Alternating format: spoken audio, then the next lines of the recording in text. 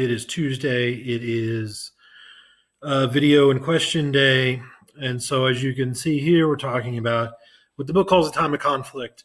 Hopefully, I'll have an update with you later this week. We have a Google Hangout meeting, video chat meeting on Thursday. Hopefully, we'll have a little bit more clarity about the end of the year process and what's going on there, and your grades and that kind of situation.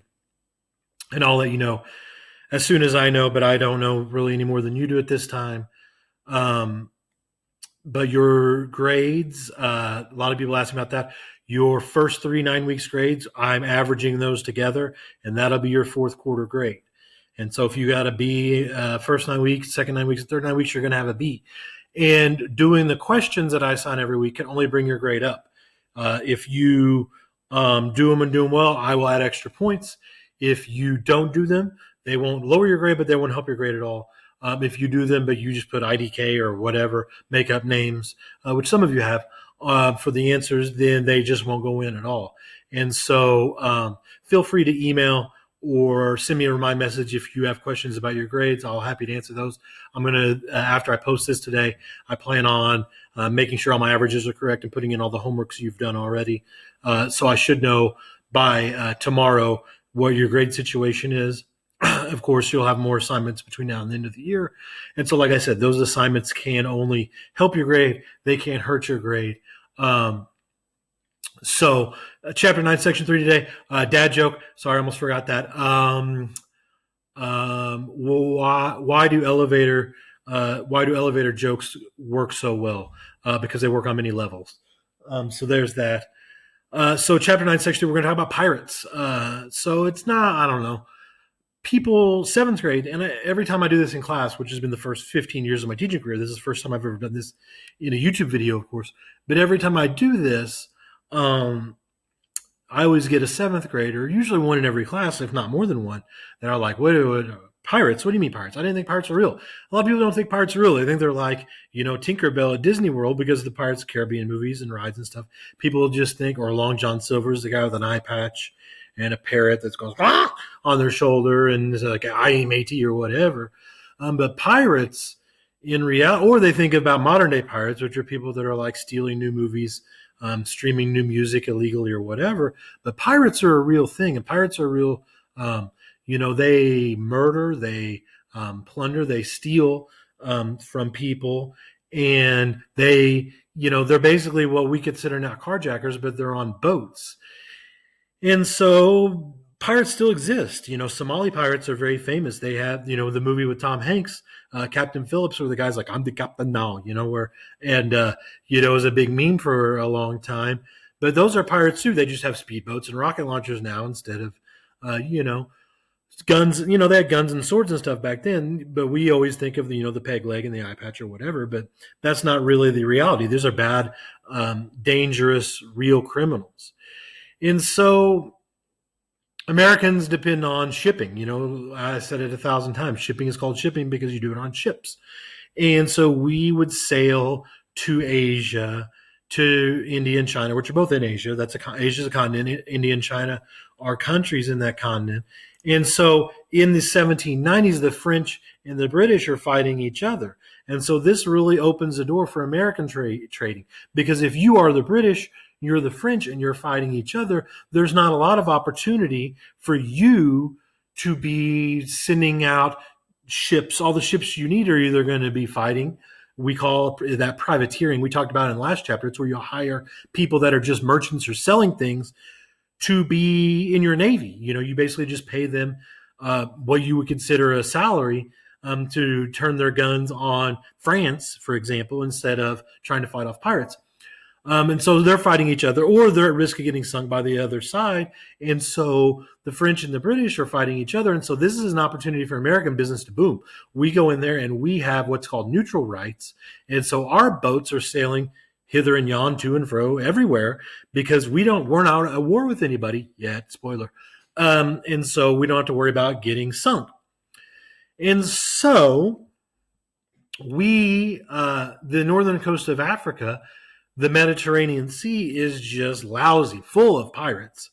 And so if you remember from the last section, when Jefferson took over, he reduced the number of American warships in the Navy from like 21 to what? I don't remember, 7, I think, off the top of my head.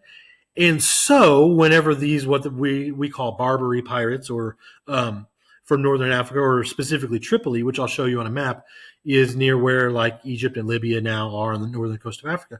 Whenever they captured our people and they demanded what they call tribute, which is basically not like Hunger Games, but it's like money for us not to capture you. You have to pay us a salary every year, Thomas Jefferson, the United States, or else we'll capture your ships. Thomas Jefferson's like, well, no, we don't spend money. Our government is small. Remember, that's one of his also core beliefs as president. And so he wouldn't pay it. And so we captured it. And now we only got 7 boats and we really can't defeat them. And so here is Tripoli here. Like I said, Egypt is over here on the eastern side of, right here on the little map, on the eastern side of the north coast of Africa. But we call this now, Morocco's still there, Libya, countries like that. But Tripoli is down here. And so you could see where all these, the poison label flags here, those are for pirates. And that's where basically their headquarters were. And so this entire Mediterranean Sea, boats were captured constantly. And so they captured one of our boats. And this became one of the most famous maneuvers in American military history. One of the captains named Stephen Decatur, they captured our boat. They were going to use it and turn against us. And he snuck into their harbor in the middle of the night and burned it down. Basically like, what's up? If we're not going to use that boat, you can't either. And so this made him into a legend. Decatur, Illinois is named after that guy, and including other places around America and the United States of America. But anyway, we realized we couldn't really win this war. And so we more or less lost it. We paid $60,000, which in today's money is a ridiculous amount, for them to release the prisoners. And so we basically had to eat crow, if as the saying goes, or basically we were embarrassed by these pirates because of the underwhelming size of our military. 1804 comes around. Jefferson's still popular. American economy is still doing pretty well. But we talked about, before we left off for our now eternal, it seems like, break, impressment, which is not, like, oh, is this your card? That's impressing. Impressment is capturing someone and forcing them basically at gunpoint to be in your military. And so the British were doing that to us. And so we were mad at them. So we're like, we're not going to buy or sell any products to you. It's called an embargo. And we realized pretty quickly that we needed Britain way more than Britain needed us. The embargo really ruined America financially really quickly. And it was one of those things like, I immediately regret this decision. It backfired really quickly.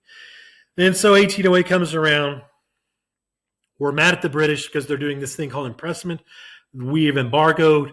We're not getting into their stuff anymore. It's really tanked our economy. So France, Napoleon, remember, who's trying to take over the world, he's like, don't worry about it, guys. Send your boats over here.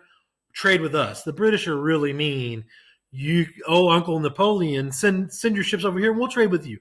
And so we were like, okay. And then he was like, psych. And he took all our boats and captured all our sailors. And we were like, whoops. And so by the end of Madison's first term, or by the middle of it, basically everybody wants war, but half the people want war with France and other half the people want war with Great Britain. And so Madison's like, everybody's just pounding the table like, go to war, but they don't know who to go to war with. Meanwhile, the Native Americans are renewing their alliances with the British, and they are angry. We send William Henry Harrison to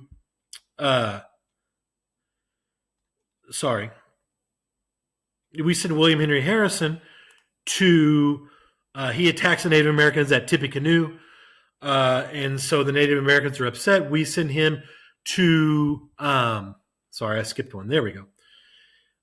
And we send Harrison to Tecumseh, which is the Native American leader, to say like, hey, let's make a peace treaty. Tecumseh's like, we're fed up. And so he attacks them at Tippecanoe. More Native Americans are driven to side with the British. And so now we've got basically a war breaking out in the spring of 1812. We declare war, known as the War of 1812. So anyway, I got mixed up there a little bit at the end, flipped things around or got tongue-tied or whatever. But you get the idea. William Henry Harrison, who later becomes president, was sent to Tecumseh, be like, hey, let's negotiate a peace treaty. Tecumseh's like, nuts of that. It's too late for peace. You guys have been killing us since I mean, literally since 1492, since Columbus got here. And so, with the British being literally on the west in our backyard, we decide that that's more of a priority. And so, the War of 1812 is declared in, wait for it, 1812.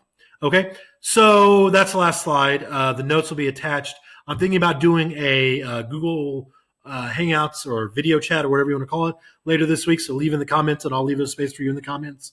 If you are interested, or if you're not at all interested, and if you don't reply, then I'll just assume you don't want to do it. That's fine, and it's not a test to see if you want to do it or not. If you don't, it's fine. You don't have to want to get on the Google chat, but it's just say hi to your classmates, and I'll leave a comment in Google Classroom. So I went a little over 10 minutes. Sorry, obviously I stuttered for the last 3 there, so that slowed us down. So hopefully everybody's doing good. Stay safe, wash your hands, and I will see you either later this week or at the beginning of next week. Bye.